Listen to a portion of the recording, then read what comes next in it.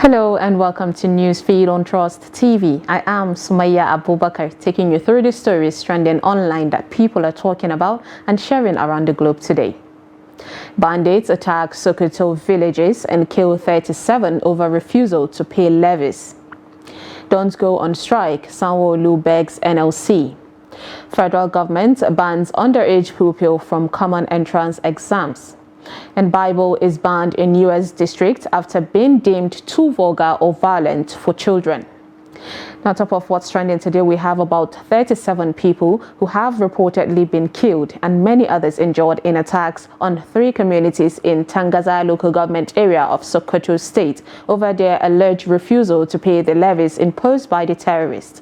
Sources in one of the communities said the terrorists also dispersed sympathizers who came to perform burial rites for the deceased. According to Daily Trust, the communities attacked are Raka Dutse, and Filingawa. Witnesses told the publication that the bandits attacked the communities on Saturday evening, June 3, 2023. The immediate past chairman of the area, Bashar Kalenjani, said that 18 people were killed at Raka, 17 at Filingawa, and 2 at Raka Dutse.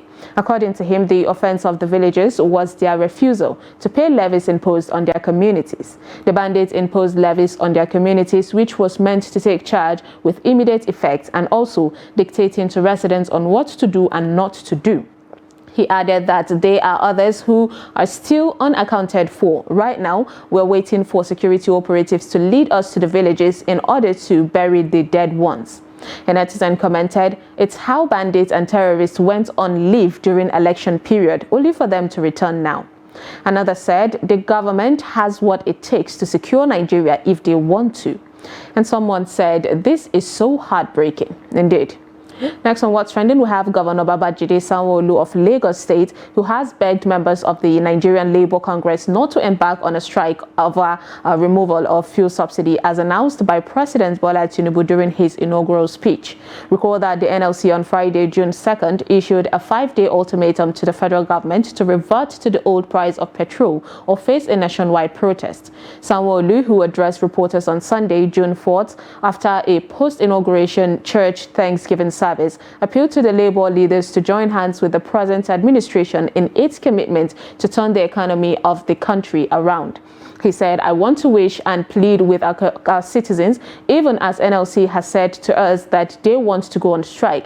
It is not the time for a strike." During the campaign trail, every one of our presidential candidates did say that the first thing they are going to do is to remove the subsidy.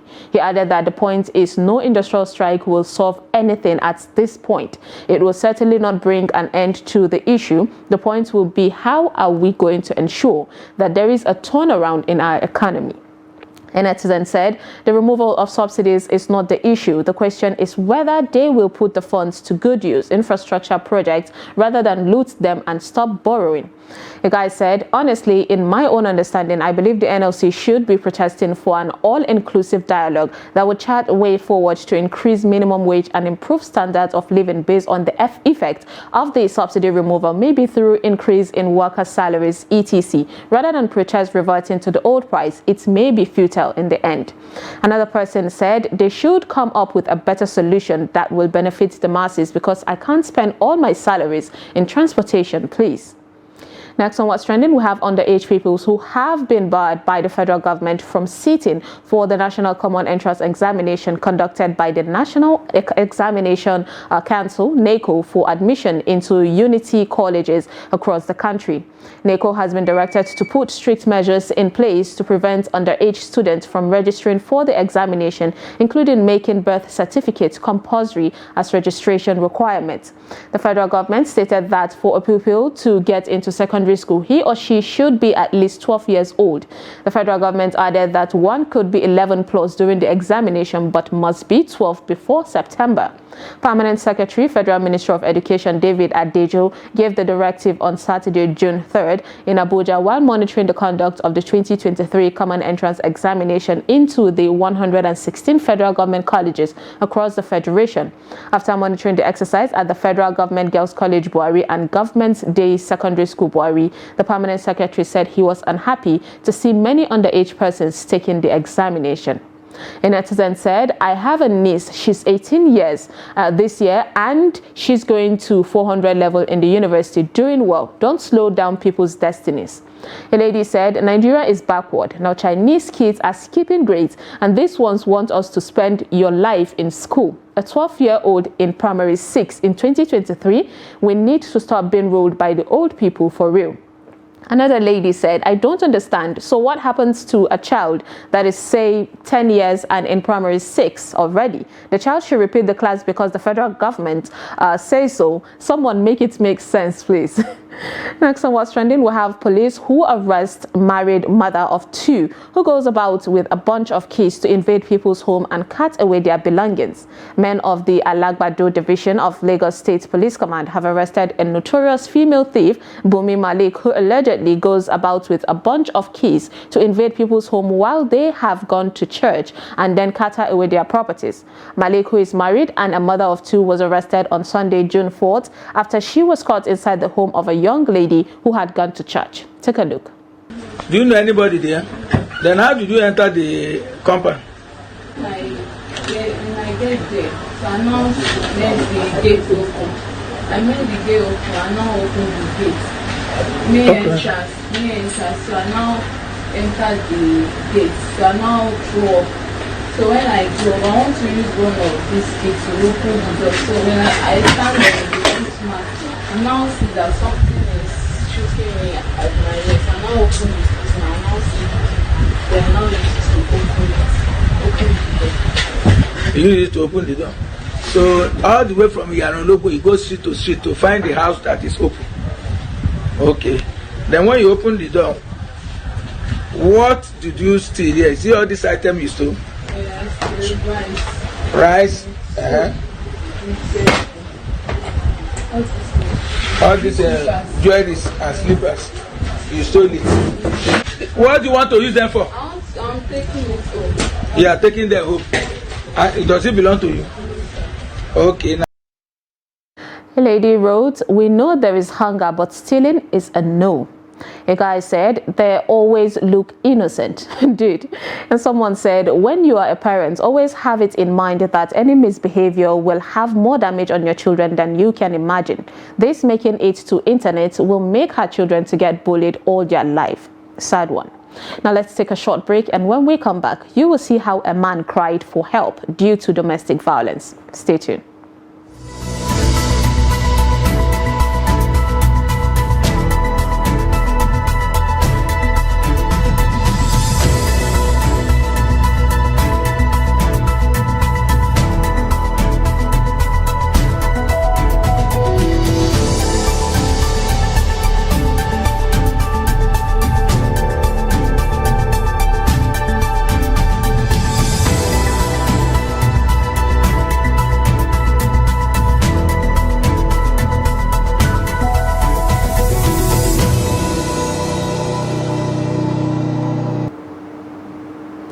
Welcome back. It's News Feed.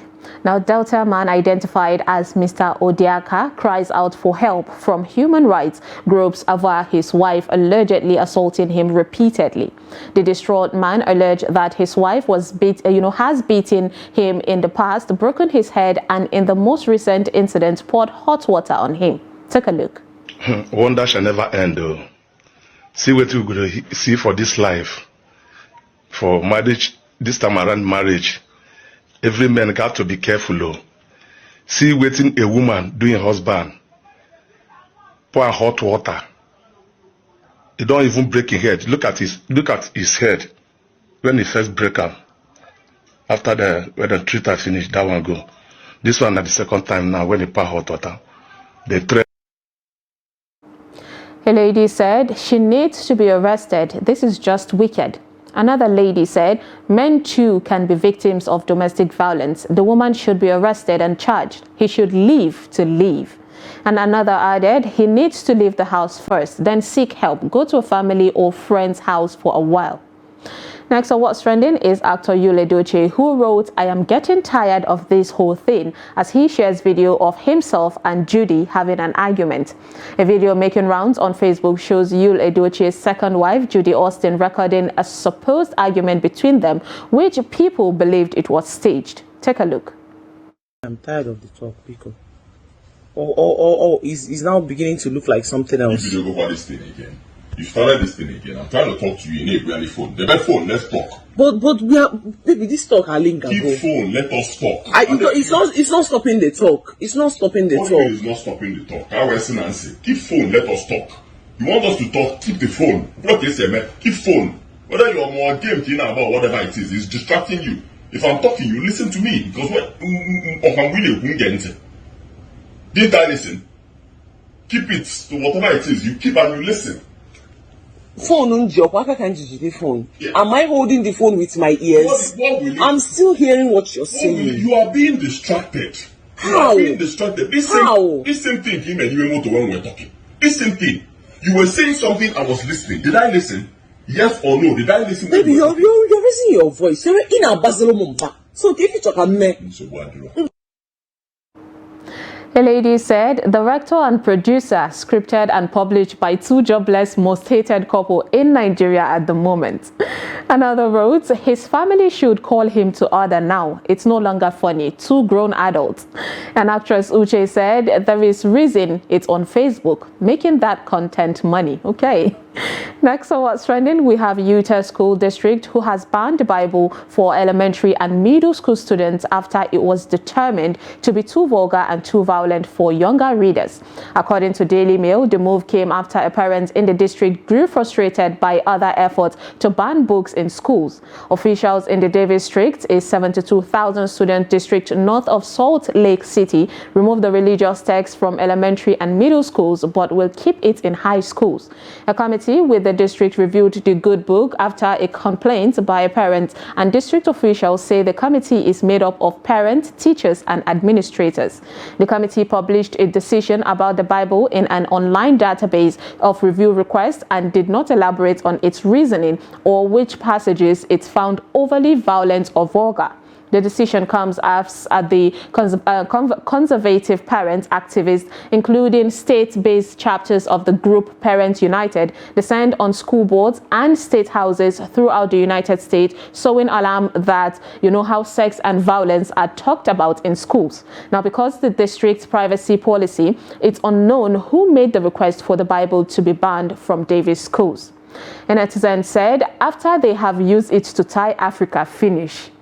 Another commented, "The devil has built his headquarters in the US. The level of moral decadence, and insanity in that country is alarming." And someone added, "They didn't ban the called many nakedness and all manner of shows they display on TV and social media. Their demons is just afraid of the truth."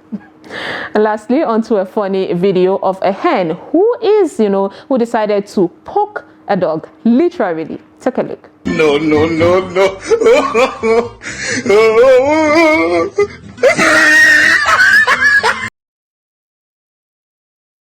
Alright, the dogs seem to have a good heart.